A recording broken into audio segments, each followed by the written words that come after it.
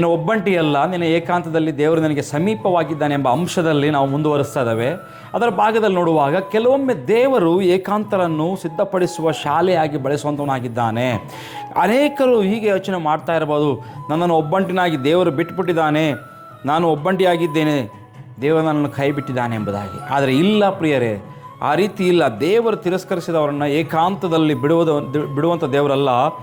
ಆತನು ಮಹಿಮೆಗೆ ಸಿದ್ಧಪಡಿಸುವವರನ್ನು ಕೆಲ ಕಾಲ ಏಕಾಂತದಲ್ಲಿ ರೂಪಿಸುವಂಥ ದೇವರಾಗಿದ್ದಾನೆ. ಸತ್ಯವನ್ನು ಗ್ರಹಿಸ್ಕೋಬೇಕು. ಯೇಸುವಪ್ಪನ ಜೀವನವನ್ನು ನೋಡ್ರಿ. ಸ್ವಂತ ಅಣ್ಣ ತಮ್ಮಂದರಿಗೆ ಆತನನ್ನು ದ್ವೇಷಿಸಿದರು, ಗುಂಡಿಗೆ ಹಾಕಿದರು, ಅಲ್ಲಿಗೆ ಬಿಟ್ಟಿಲ್ಲ, ಗುಲಾಮನಾಗಿ ಮಾರಿಬಿಟ್ರು, ಸುಳ್ಳು ಆರೋಪ ಮಾಡಿ ಸೆರೆಮನೆಗೆ ಹಾಕಿದರು, ಅಲ್ಲಿಯೂ ಅವನನ್ನು ಮರೆತು ಬಿಟ್ಟರು. ನಾವು ಗಮನಿಸುವಾಗ ಯಾರಾದರೂ ಇದ್ದರೆ ಏನಂತಿದ್ವಿ, ದೇವರೇ ಯಾಕೆ ನೀನು ಎಲ್ಲಿದೆಯಾ ಎಂದು ಕೇಳ್ತಾ ಇದ್ವಿ ನಾವು ಒಂದು ವೇಳೆ ನಾವು ಆ ಸ್ಥಾನದಲ್ಲಿದ್ದರೆ. ಆದರೆ ನೋಡಿರಿ, ದೇವರ ವಾಕ್ಯ ಹೇಳ್ತಾರೆ. ಸತ್ಯವನ್ನು ನಾವು ಗಮನಿಸೋದಾದರೆ ದೇವರ ವಾಕ್ಯವು ಪುನಃ ಆದಿಕಾಂಡ ಪುಸ್ತಕ 39ನೇ ಅಧ್ಯಾಯ 2 ಮತ್ತು 21ನೇ ವಚನದಲ್ಲಿ ಯೆಹೋವನು ಯೋಸೇಫನ ಸಂಗಡ ಇದ್ದನು ಎಂಬ ಸತ್ಯವನ್ನು ಅದು ರಿಪೀಟ್ ಆಗಿ ಹೇಳುವಂಥದ್ದಾಗಿದೆ. ಪ್ರಿಯರಲ್ಲಿ, ಗಮನಿಸುವಾಗ ಯೋಸೇಫನು ಸೆರೆಮನೆಯಲ್ಲಿ ಒಬ್ಬಂಟಿಯಾಗಿದ್ದನು, ಆದರೆ ದೇವರು ಅವನೊಂದಿಗೆ ಇದ್ದಾನೆ ಎಂಬ ಸತ್ಯವನ್ನು ನಾವು ಅರಿತುಕೊಳ್ಳಬೇಕಾಗಿದೆ. ಪ್ರಿಯರಿ, ಗಮನಿಸುವಾಗ ಅವರು ಗುಂಡಿಗೆ ಬೀಳದಿದ್ದರೆ ಅರಮನೆಗೆ ಏರಲಿಕ್ಕೆ ಆಗ್ತಾ ಇರಲಿಲ್ಲ. ಆ ಒಂದು ವೇಳೆ ಸೆರೆಮನೆಗೆ ಹೋಗದಿದ್ದರೆ ಸಿಂಹಾಸನದ ಬಳಿಗೆ ಆತನು ತಲುಪ್ತಾ ಇರಲಿಲ್ಲ. ಪ್ರಿಯರೇ, ನಾವು ಗಮನಿಸುವಾಗ ಬಹುಶಃ ಇಂದು ನೀನಾಗಿರ್ಬೋದು, ನಾವುಗಳಾಗಿರ್ಬೋದು, ಒಂದು ಸೆರೆಮನೆಯ ಅನುಭವದ ಕಾಲದಲ್ಲಿ ನಾವು ಇವತ್ತು ಹಾದು ಹೋಗ್ತಾ ಇರ್ಬೋದು. ಆದರೆ ಯಾರು ನನ್ನನ್ನು ಗುರುತಿಸಲಿಲ್ಲ ಎಂಬುದಾಗಿ ನೀವು ಚಿಂತಿಸುವುದು ಬೇಡ. ನಿನ್ನ ಪ್ರತಿಭೆಯನ್ನು ಯಾರು ಕಾಣ್ತಾ ಇಲ್ಲದೆ ಇರ್ಬೋದು. ಆದರೆ ಗಮನಿಸ್ರಿ, ಅದರ ಒಂದು ವಿಷಯ ನೆನಪಿಟ್ಕೊಳ್ಳೋಣ.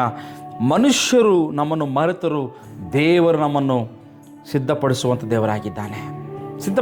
ದೇವರಾಗಿದ್ದಾನೆ. ಏಕಾಂತದಲ್ಲಿ ಇನ್ನೊಂದು ಉದಾಹರಣೆ ನಾವು ನೋಡಬೇಕಾದ್ರೆ, ಏಕಾಂತದಲ್ಲಿಯೇ ದಾವೀದನು ಅರಸನಾಗಿದ್ದಾನೆ.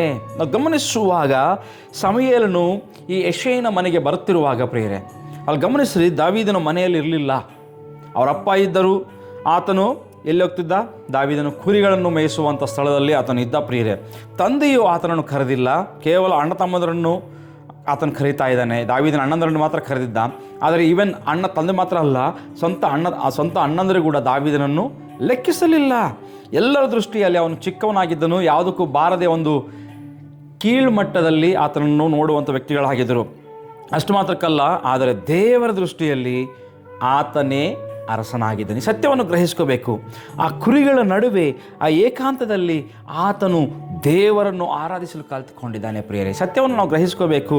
ದೇವರ ಮೇಲೆ ಭರವಸೆ ಇಡುವುದನ್ನು ಕಲಿತುಕೊಂಡಿದ್ದಾನೆ.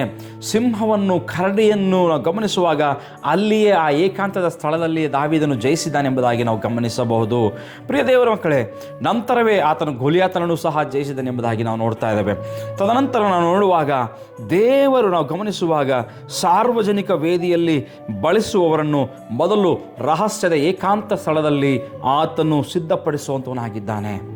ಈ ಸತ್ಯವನ್ನು ಗ್ರಹಿಸಬೇಕಾಗಿದೆ.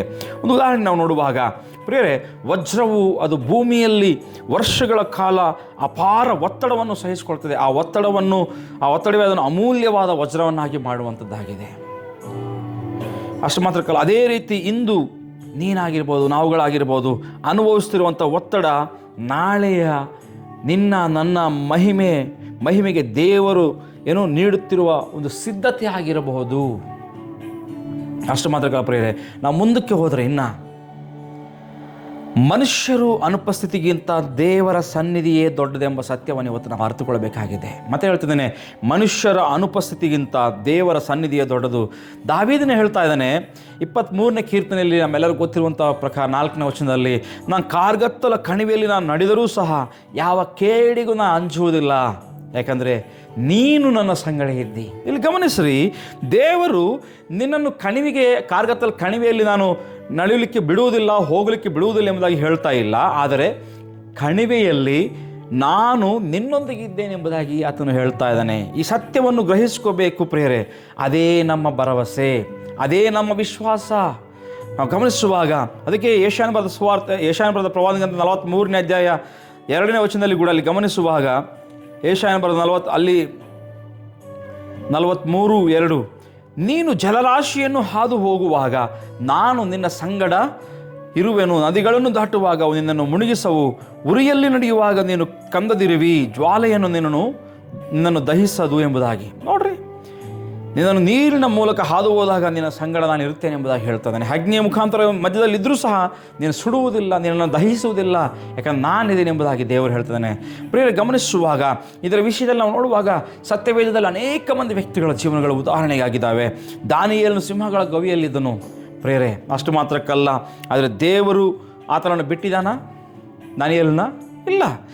ಪ್ರಿಯರೇ, ನಾವು ಗಮನಿಸುವಾಗ ಇನ್ನು ಮುಂದಕ್ಕೆ ಹೋಗುವಾಗ ಶಡ್ರಕ್, ಮೇಷಕ್, ಅಬೇದ್ನೆಗೋ ಎಂಬ 3 ಯೌವನಸ್ಥರು ಸಹ ಆ ಒಂದು ಅಗ್ನಿ ಬೆಂಕಿಯ ಇದರಲ್ಲಿದ್ದರು ಪ್ರಿಯರೇ. ಅಲ್ಲಿ ಅದು 4ನೇದವನಾಗಿ ದೇವರ ಕುಮಾರನವನೊಂದಿಗೆ ನಡೀತಿದ್ರು ಎಂಬುದಾಗಿ ನಾವು ನೋಡ್ತಾ ಇದ್ದೇವೆ. ಪೌಲ ಶೀಲರು ನಾವು ನೋಡುವಾಗ ಸೆರೆಮನೆಯಲ್ಲಿದ್ದರು, ಆದರೆ ಮಧ್ಯರಾತ್ರಿ ದೇವರನ್ನು ಸ್ತುತಿಸಿದಾಗ ಸೆರೆಮನೆಯೇ ಒಂದು ಆರಾಧನಾ ಮಂದಿರವಾಯಿತು. ನಾವು ಗಮನಿಸುವಾಗ ನಿಮ್ಮ ಪರಿಸ್ಥಿತಿ ನಿಮ್ಮನ್ನು ಬಂಧಿಸಿರಬಹುದು, ಆದರೆ ದೇವರ ಸನ್ನಿಧಿಯನ್ನು ಎಂದಿಗೂ ಬಂಧಿಸಲಾರದು. ಸತ್ಯವನ್ನು ಗ್ರಹಿಸ್ಕೋಬೇಕು.